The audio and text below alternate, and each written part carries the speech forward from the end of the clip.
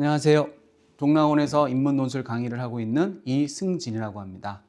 자, 여러분 오늘은 2026년 인문 논술을 어떻게 대비를 하고 어떻게 준비를 해야 좋은 결과를 얻어낼 수 있을지에 대해서 함께 좀 알아보는 시간을 갖도록 하겠습니다. 자, 오늘은요. 일단 제가 인문 논술 전형에 대한 고찰이라고 얘기를 해놨잖아요. 논술 전형을 통해서 좀 뭔가 가장 베네피트가 뭔지 이익이 되는 부분이 뭐냐면 첫 번째, 정시 점수로 극복하기 힘든 대학을 공략할 수 있다는 장점이 있고요. 두 번째는 어떠한 이제 우리가 고민에 빠지게 되는데 최저의 충족과 최저 없는 대학, 이걸 제가 왜 넣냐면 보통 학생들이 많은 고민을 하게 되는 게 뭐냐면 선생님, 수능 최저를 맞추고 논술 공부를 할게요. 이런 친구도 있고 아니면 저는요 나중에 최저 없는 대학만 쓸 것 같아요 라고 하는데 일단은 논술이라는 것 자체가 단기간에는 조금 준비하는 게 어려워요. 그래서 항상 수능 최저와 논술 실력을 같이 올려줄 수 있는 그런 방법적인 어떠한 부분을 찾아야 되는데 그래서 항상 최저를 충족하고 논술 준비한다라는 생각보다는 같이 병행을 하는 게 제일 좋고요. 이 최저 없는 대학은 일단은 입결 자체가 좀 높게 나와요. 아무래도 연세대라든지 뭐 광운대 두 학교에 어떤 계분이 있지만 연세대 같은 경우는 문제가 대단히 어렵거든요. 상대적으로. 그러니까 입결 자체가 점수가 높을 수밖에 없는 거죠. 그래서 여러분들이 최저의 충족과 최저 없는 대학을 고민할 때는 3월, 6월, 9월 모의고사 성적을 좀 잘 분석을 한 다음에 내가 어느 정도의 최저를 맞출 수 있을지 여부에 대해서 판단을 하시고요. 최저 없는 대학은 제가 본 수능에서 혹시라도 수능 점수가 예전에 비해서 안 나올 수도 있겠죠. 그럴 때 보험용으로 접근할 수도 있다는 생각을 하셔야 됩니다. 그리고요, 불안한 수능 점수에 대한 대비가 이제 우리가 논술 전형에서 가능하고요. 논술이란 것은요, 간단하게 정의를 내려본다면 Q&A예요. Q라는 건 퀘스천이죠. 출제자의 의도가 녹아 들어가 있는 논제가 되는 거고요. 앤서란 부분들은 여러분들이 교수님의 그런 어떠한 출제 의도를 어떻게 파악을 하고 제대로 거기에 맞춰서 답을 쓰냐는 게 되게 중요한 부분이라고 생각하시면 됩니다. 보통 논술은 정답이 없다라는 분들도 있고 정답이 있다라는 사람도 있지만 논술은 상대평가의 영역에 속합니다. 그래서 한 줄 세우기가 가능한 거고요. 정확하게 점수화돼서 채점을 하기 때문에 논술이라는 것은 상대평가 영역이다라는 부분을 꼭 인지하시고 상대평가를 하다 보니까 평가 기준이라는 게 존재를 할 수밖에 없다는 거죠. 그래서 각 대학마다도 평가 기준 요소가 조금 상이해요. 일단은 뭐 다 비슷한 요소가 있지만 특정 대학에서는 독해력이나 어떠한 이해력을 강조하는 대학이 있고 특정 대학은 또 예를 들어서 자신의 견해를 얼마나 논리적으로 논증하고 나아갈 수 있는지에 대한 것에 채점의 비중이 높은 대학도 있다는 얘기죠. 그래서 논술 공부를 하면서 여러분들이 가장 좀 더 자신 있는 부분에 채점의 비중이 높은 대학을 선별하는 것도 논술 준비에 있어서 가장 기본적인 출발점이라도 할 수 있습니다. 자, 결론적으로 인문 논술을 잘하기 위해서는요. 학교별 출제 경향에 대한 이해를 정확하게 하시고요. 그 다음에 제시문을 읽고, 그 다음에 쓰고, 피드백 받고, 수정을 해서 정확한 그 대학의 맞춤형의 답안을 작성하는 게 합격의 길로 간다고 볼 수가 있겠죠. 그래서 논술 전형을 준비하면서 여러분들이 어떠한 불안한 수능에 대해서 내가 같이 병행을 해서 수시에서 좋은 결과를 낼 수 있다는 그런 관점에서 접근하시면 보다 논술을 쉽게 공부할 수 있을 겁니다. 그러면 일단 여러분들 논술 전형의 수능 최저란 부분이 존재하기 때문에 여러분들이 3월, 6월, 9월을 보면서 내가 수능에 대해서 최저를 어디까지 맞출 수 있겠냐는 여부를 한번 타진해 보셔야 돼요. 모든 대학의 논술을 준비할 수 없는 거잖아요. 예를 든다라고 하면 수능 최저 3, 4개가 있고 그다음에 수능 최저 2개 영역이 있는 거죠. 그래서 여러분들이 여기에 나와 있는 보면 홍대 같은 경우는 수능 전에 3합8 이렇게 나와 있고 그다음에 성대 같은 경우는 국수 영탐탐 3합 6이잖아요. 이렇게 영탐탐이 된다는 것도 되게 특별하죠. 그래서 여러분들이 이런 수능의 최저의 영역을 어떻게 내가 맞출 수 있을까라는 부분을 고려해서 그 대학만을 집중적으로 연습하는 것 자체가 논술에서 효율성을 제고할 수 있는 부분이 되겠죠. 그리고 여기에 보시면 3개, 4개의 최저를 반영하는 대학 자체가 좀 더 상위권이라 볼 수 있고요. 반면에 2개 영역도 물론 상위권 대학이 됩니다. 근데 보시면 건대 같은 경우는 내신이 반영되지 않는 논술 100이 되겠죠. 2합 5가 되고요.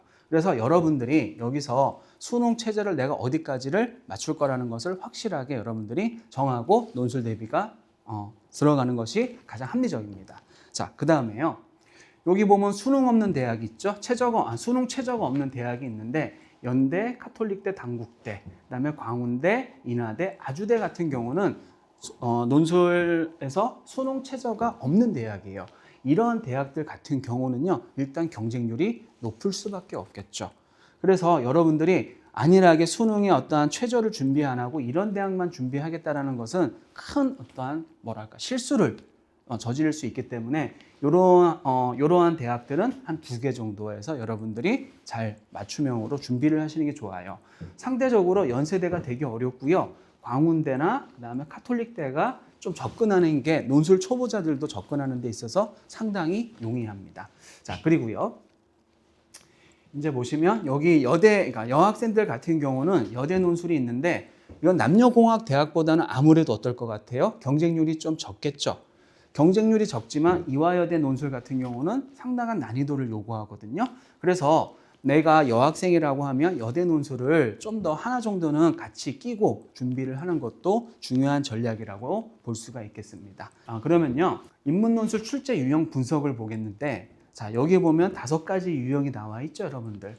여러분들이 여기서 제일 중요한 부분은 뭐냐면 내가 어떠한 부분의 영역에 강점이 있냐는 것을 여러분들이 스스로가 인지를 하시고 준비를 하시면 돼요. 자, 순수하게 언어 논술만 출제되는 대학들, 세단락 서술형, 도표 수리가 출제되지 않는 대학은 뭐 서강대 인문, 경희대 인문, 홍대, 한양대, 그다음에 숙대가 있는데 한양대 인문사회 같은 경우는 도표 수리라기보다는 살짝 이미지가 출제될 때가 있지만 상대적으로 정통 논술에 가깝다라고 보시면 되고요. 그 다음에 사회문화를 좋아하거나 제시문보다는 어떠한 자료의 해석, 그래프 통계라든지 그런 것에 강점이 있는 친구들 같은 경우는 이제 성균관대, 그 다음에 인하대, 고려대, 그러니까 두 학교, 성대와 고대는 반드시 출제가 될 수밖에 없고 고정돼서 나오는 대학이라고 보시면 됩니다. 그리고요, 건대 인문사회도 나오죠. 그 다음에 여기에 보시면 특별하게 수리가 나오잖아요. 인문 수리가 출제되는 대학인데 숭실대 경상, 이화여대 인문2, 중앙대, 그다음에 경희대 사회, 한양대 상경인데 수리가 한양대 상경 같은 경우는 매우 어렵게 출제가 됩니다. 보통 수능 1등급, 2등급 정도가 돼야지, 2등급 정도가 돼야지 수월하게 문제가 접근이 가능합니다. 상대적으로 내가 수리 쪽의 영역에 대해서 좀 더 강점이 있다는 친구들은 이쪽의 대학을 준비하시는 게 바람직하지만 그렇다고 해서 수리만 나오는 것이 아니라 앞에 인문 문제도 같이 출제되기 때문에 상대적으로 인문이 3, 수리가 7 정도라는 것을 염두하시고 인문에 대한 준비도 하셔야 됩니다. 약술은 뭐 우리가 수능 공부하면서 같이 병행하는 거기 때문에 크게 문제될 건 없고요. 특이하게 영어 제시문이 나오는 대학들이 있는데 연대와 이대와 외대가 있습니다. 한국외대. 역순으로 가면 한국외대의 영어 제시문은 고등학교 2학년 수준의 교과서 수준에서만 출제되기 때문에 상대적으로 난이도가 어렵진 않습니다. 그리고 이화여대는 좀 더 그거보다는 좀 약간 수능 지문보다는 한 단계 아래 정도가 출제되고 연대는 실제로 가장 난이도가 높게 출제가 되거든요. 그래서 제가 이제 영어 지문 독해를 영어 1등급 나오는 친구들한테 보통 이렇게 실험은 아니고 문제를 풀어보라고 시켰더니 독해하는 데까지가 7분 40초에서 8분 정도가 소요가 되더라고요. 독해만 하는데. 그것을 글감으로 다시 만든다고 하면은 10분 이상이 소요가 되겠죠. 상대적으로 난이도가 좀 높게 출제가 되죠. 그래서 연대 문제가 가장 어렵게 출제되고 있습니다. 이렇게 지금 5가지 유형이 존재하고 있는데 여러분들이 여기를 다 할 수 있다라면 좋지만 그게 어렵다라고 하면 선별적으로 여러분들이 가장 자신 있게 할 수 있는 유형을 골라서 이 대학들을 선택을 해서 준비를 하는 게 가장 논술에서 효율성을 높일 수 있는 방법이라 볼 수 있습니다. 자, 그러면요. 여기 제가 학교별 논술 답안 가점이란이라고 얘기하죠. 성균관대가 글자 제한이 없어요. 글자 제한이 없는데 보면은 그러니까 생각해 보세요. 3문제가 출제가 되는데 보세요. 그냥 우리가 채점 기준이 아까 있다라고 말씀드렸잖아요. 그러면 그냥 평이하게 정답만 맞춰서는 안 되는 거거든요. 이 친구가 예전에 제 제자였는데 여기 한번 볼게요. 성대 생각해 보니까 제가 붙은 거 보니까 1번에서 통합적 요약을 진짜 중시하나 봐요. 그렇지. 제가 한 짐은 거의 내용을 안 적었는데 신기하네요. 통합 입장 정말 중요함이라고 얘기한 건데 통합 입장 요약이란 건 뭐냐면요. 제시문 성대 문제가 제시문 4개를 주고 나서 같은 입장을 묶는 거예요.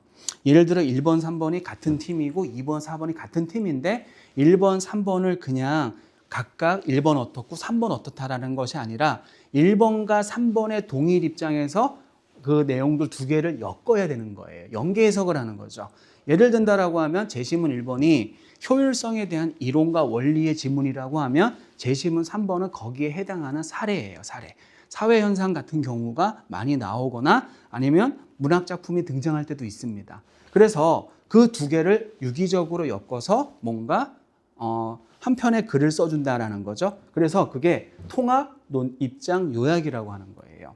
그러면 각각의 요약을 하는 대학은 어디냐라고 하면 외대나 그다음에 경희대 인문사회가 보통은 제시문 요약을 하는데 성대는 단순 요약이 아니라 입장 요약을 시키는 거니까 상대적으로 외대나 경희대에 비해서 채점의 난이도가 높다라고 볼 수 있는 거죠. 그래서 각 대학별로 강조 지점이 있어요. 그런 부분들을 여러분들이 정확하게 연습을 해야지만 학교에서 합격을 시키는 거겠죠. 따라서 여러분들은 평가 요소만 숙지할 것이 아니라 그 대학마다의 어떠한 채점 기준과 가산점을 받을 수 있는 방법을 고민하시고 학습을 하셔야 된다는 겁니다. 여기까지 이해되셨을 겁니다. 자, 그러면요. 인문논술 논제 유형의 분석인데 보통 인문논술이라는 것은 크게 5가지 정도에서 6가지 정도가 논제로 출제가 되는데 이 논제라는 것은 뭐냐면요. 교수님이 출제하는 거예요. 문제를 요약해봐, 비교해봐, 비판해봐, 그 다음에 설명해봐, 어떤 것에 대해서 대안을 제시하고 한계를 논해봐. 견해 제시라는 것은 문제일의 2입장 중 하나를 선택하여 자신의 입장을 정당화하시오. 그러면 보세요. 이렇게 갈수록 평가 문제 난이도가 올라간다는 거 보이죠, 여러분들. 그냥 제시문을 독해하는 거, 요약하세요, 요약하시오, 비교하고 논하시오라는 거. 그래서 요약, 비교, 적용, 비판, 그다음에 대안 제시, 견해 제시. 총 6가지의 기본 축으로 대한민국의 입시 논술은 나타나 있어요. 그렇게 출제가 됐고 약간 파생돼서 문제가 출제되는데 이 6가지 유형만 여러분들이 제대로 이론 학습을 하게 된다라고 하면 대한민국의 입시 논술은 여러분들이 다 쓸 수가 있다, 지원할 수 있다라고 보시면 됩니다. 자, 그러면요. 예를 들어 이게 비교하라는 건데요. 공통점과 차이점을 논하라는 문제인데 상당히 이게 많이 출제가 되는데요. 비교하라고 하면 자 보세요. 열거형, 항목화 유형이 좀 따로 존재하죠. 이게 뭐냐면 열거형이라는 것은 그냥 공통점 쓰고 2가지 지문에 가의 주장 요약하고 나의 주장 요약한 다음에 차이점 뭐다 정도를 하는 게 열거. 제시문 가와 나를 쭉쭉 이어서 쓴다라는 해서 열거형이라고 그러고요. 항목화 유형이라는 건 뭐냐면 공통점을 작성한 다음에 이렇게 주체, 범위, 수단 이렇게 어떠한 특별한 기준을 만들어주고 가와 나를 분류시키는 거예요. 그래서 비교란 건, 차이점이란 건 뭐냐면 우리가 봤을 때 사과라는 게 존재한다면 거기 반을 잘랐을 때 정확하게 50대 50으로 대칭될 수 있다는 것을 비교의 차이점이라고 얘기하는 거죠. 그러면 항목화 유형의 이런 것들은 뭐냐면 이 2개의 지문을 가르는 하나의 일종의 칼이라고 보시면 된다는 얘기입니다. 그래서 이렇게 지금 논제마다의 유형이 존재하고 있는데 접근하는 방식에 대한 어떠한 이론 학습은 반드시 여러분이 공부를 하셔야지만 정답을 쓸 수가 있다는 얘기겠죠. 그래서 이 유형에 대한 공부를 여러분들은 준비를 하셔야 됩니다. 자, 그러면요. 여기 보시면 개요예요. 개요인데 이렇게 된 걸 가지고 가와 나 요약하고 이렇게. 이 개요라는 건 뭐냐면요. 일종의 논제와 제시문을 분석하고 내가 글을 어떻게 작성하겠다는 일종의 설계도에 해당하는 거죠. 그래서 여러분들이 논술이라는 건 자체는 일단은 논제와 제시문을 주는데 그것을 내가 어떻게 압축해서 설계를 하고 이 설계된 부분으로 어떻게 글을 전개할 것인가가 가장 중요한 부분이라고 볼 수 있습니다. 자, 그러면 논술 독해라는 것을 한번 보여드릴게요. 여러분들 보시면 이런 얘기가 나옵니다. 자, 구체적인 논제를 분석하고 가계요를 작성하고 제시문 독해를 하고 진짜계요를 작성한다. 그럼 보세요. 구체적 논제 분석이라는 것은 교수님의 출제 의도가 반영되기 때문에 여러분들이 한 글자도 놓치지 말고 질문과 조건을 파악하는 게 중요하고 중심화제를 찾아보는 게 중요한데, 연세대 같은 경우는 논제를 교수님이 출제할 때 조사 하나하나까지도 신경을 쓰는 부분이에요.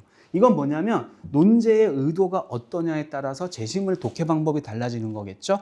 여러분들은 논제를 그냥 스킵하듯이 대충 보고 가는데 그러면 절대적으로 여러분이 합격할 수가 없습니다. 꼼꼼하게 읽는 게 중요하고요. 가계요를 작성하고요. 그 다음에 분량도 조절하고 가짜계요란 얘기죠. 그래서 계략적인 구조를 구상하는 거고 질문들의 중요도를 고려했을 때 요거는 내가 200자 쓰고 300자 쓰고 이렇게 이제 자수를 배분하는 걸 가계요라고 합니다. 진짜 계요 작성이라는 것은 이렇게 질문과 조건을 잊지 말고 이제 우리가 정확하게 설계도를 그렸어요. 그럼 여러분 이제 답을 이제 써야 되겠죠. 그래서 논리 구조와 구성에 중점을 두고 글을 쓰시면 됩니다. 자, 그러면 여기 보세요. 이렇게 보면 지금 선생님이 뭔가 여기서 논제와 제시문을 보면서 열심히 풀고 있는 거죠. 여러분도 마찬가지로 여기에서 논제와 제시문을 보고 어떻게 문제를 풀어야 되는지에 대해서 고민을 하고 실제적으로 손으로 써야 됩니다. 자, 그러면요. 보시면 이렇게 보시면 이렇게 제가 분석을 해서 이렇게 나온 거거든요. 상대적 빈곤율, 절대적 빈곤율 나와 있죠, 이렇게. 그래서 여러분들 이게 자료 해석이라는 건데 이렇게 자료 해석 같은 경우가 상당히 좀 까다롭게 출제가 돼요. 성균관대학교 2번하고 건국대학교, 그다음에 한양대는 좀 덜하지만 이런 자료 해석 같은 경우가 출제가 자주 되고 있기 때문에 여러분이 수능과 논술은 별개라고 생각하시면 안 된다는 거예요. 수능과 논술과 학습은 서로 상호 연관성이 있기 때문에 내가 수능 공부 혹은 내신 공부하면서도 충분히 여러분들이 이렇게 같이 논술 공부를 할 수 있다는 것이 장점이라 볼 수가 있겠죠. 자료 해석을 이렇게 하셔야 되는 거고요. 답안지를 작성할 때는 개요를 바탕으로 완전한 문장을 만들고요. 그 다음에 어려운 어휘나 구어체 같은 거 쓰면 안 되는 거예요. 쉽게 말하면 가장 좋은 답안은 뭐냐면 여러분들 만약에 집에 동생이 있다라고 하면 동생이 문제도 모르고 그냥 글을 읽어봤는데 이해가 돼 라고 하면 그건 좋은 답인 거죠. 논술은 주관적인 것이 아니라 객관적인 진술을 통해서 채점자를 만족시키는 과정이잖아요. 그렇게 좀 더 어렵게 쓰려고 하지 말고 쉽게 이해를 시킨다는 관점에서 접근하시면 됩니다. 자, 그러면 여기서 만약에 머뭇거린다고 한다면 이렇게 보세요. 원고지가 어때요? 되게 지저분해지죠. 이렇게 지저분하게 작성을 하면 학교에서 교수님이 채점하면서 짜증을 내십니다. 그래서 웬만하면 이렇게 모든 것이 끝나고 완벽하게 글을 써줄 수 있는 연습을 하셔야 됩니다. 이렇게 쓰고 이렇게 쓰는 것 자체가 다르죠. 이런 것 자체가 구성 표현력이 들어가기 때문에 감점의 여지가 존재한다는 것도 여러분이 숙지를 하셔야 됩니다. 자, 그러면 경쟁률을 분석을 해볼게요. 보통 50대 1이 되겠죠. 근데 보시면 50%가 떨어지죠. 이건 명목상이잖아요, 사실상. 근데 여기서 50% 떨어진다는 건 뭐냐면 기본적으로 수능 최저의 충족률이 갈수록 낮아지고 있어요. 그리고 여기서 50%또 떨어져요. 이게 뭐냐면 보세요. 논술이란 것은 준비된 사람과 준비되지 않은 사람의 격차가 되게 큽니다. 이거는 하는 만큼 논술은 분명히 보상을 받을 수 있는 시험이라고 보시면 되는데 일단은 최저를 못 맞추기 때문에 심하면 50%, 동국대 경영학과 같은 경우는요 73에서 74%까지 정도들 최저를 못 맞춰요. 그러니까 일단 최저를 맞추고 난다라고 하면 실질 경쟁률 자체는 5대1 정도라고 생각하시면 되는데 여기에 10대1은 뭐냐면 논술을 조금 더 배워본 친구들끼리의 이제 거기가 10대1 정도 되고 진검승부 자체는 5대1에서 7대1 싸움이거든요. 그래서 여러분들이 그러면 논술학습을 꾸준히 준비하고 정리해보면 꾸준히 준비하고 여러분이 여러분이 지원하려고 하는 대학들에 대해서 적어도 10번 정도의 글을 쓰고 나서 그것에 대해서 정확하게 숙지했다, 난 자신 있다라고 하면 여러분들은 여기에 들어온다는 얘기죠. 논술 어렵게 생각하지 마세요. 어렵게 생각하지 마시고 여러분들 즐기면서 공부를 하시면 좋은 결과가 있을 거라고 저는 봅니다. 논술 수업을 꾸준하게 학습을 하시고요. 수능 최저를 맞추는 것이 명문대 합격의 지름길이라는 것을 잊지 마시고요. 자, 그러면 수능 학습 주기에 맞는 맞춤 논술 수업인데요. 지금은 항상 1월, 6월이잖아요. 기본기를 정립하고 제가 앞에 말씀드렸죠. 맞춤형 유형, 나한테 맞는 유형이 뭘까? 요약을 잘할까? 비교를 잘할까? 견해를 잘 쓸까? 그런 것들에 대해서 여러분들이 맞춤형의 유형을 찾기 위해 노력을 해야 된다는 얘기고요. 그 다음에 수시대학 목표가 설정이 되겠죠. 이 유형이 나타나면 당연히 어떠한 대학이 되는지에 대해서 뭔가 퍼즐이 맞춰지기 시작할 겁니다. 그러면 7월과 9월에서는 실력을 계속 다져가야 되고요. 그죠? 목표 대학 실전 연습을 해가면서 수능 마무리되면서 이제 여기 수능 이후에 응시 여부를 결정을 하는 게 이제 구모가 끝나고 여러분들이 이제 원서를 쓸 때 상대적으로 내가 수능 전에 논술을 써야 되는지 수능 이후에 대학에 집중해야 되는지에 대해서 고민하시면 되겠죠. 여러분의 수능 점수와 그다음에 여러분의 논술 실력을 같이 비례해서 상호 연관성을 따져가지고 접근하시면 되고요. 일단은 수능 전에 보는 논술 자체가 수능 이후에 보는 논술보다는 경쟁률이 좀 더 적어요.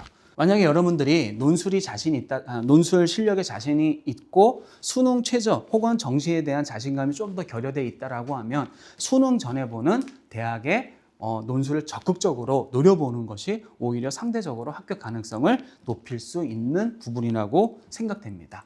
자, 그러면 여러분들 정리를 하면 이제 여러분들 인문 논술이라는 것 자체가 논술 전형이라는 것 자체가 상당히 레드오션이고 어렵다라는 생각을 하지만 올해 입시는 작년과 더불어서 더욱더 수시가 어렵게 아마 접근될 수도 있고요. 정시도 어렵게 접근될 가능성이 높습니다. 인문 논술 절대 어려워하지 마시고요. 여러분들 지금부터 늦지 않았습니다. 천천히 본인에 맞는 유형을 찾고 대학을 찾고 거기에 대해서 차분히 연습을 해 나가고 수능 최저만 맞춰준다라고 하면 충분하게 12월 둘째 주 금요일에 합격증을 쟁취할 수 있을 것입니다. 자, 여러분들 힘내시고요. 그럼 저는 다음에 또 뵙도록 하겠습니다. 고생하셨습니다.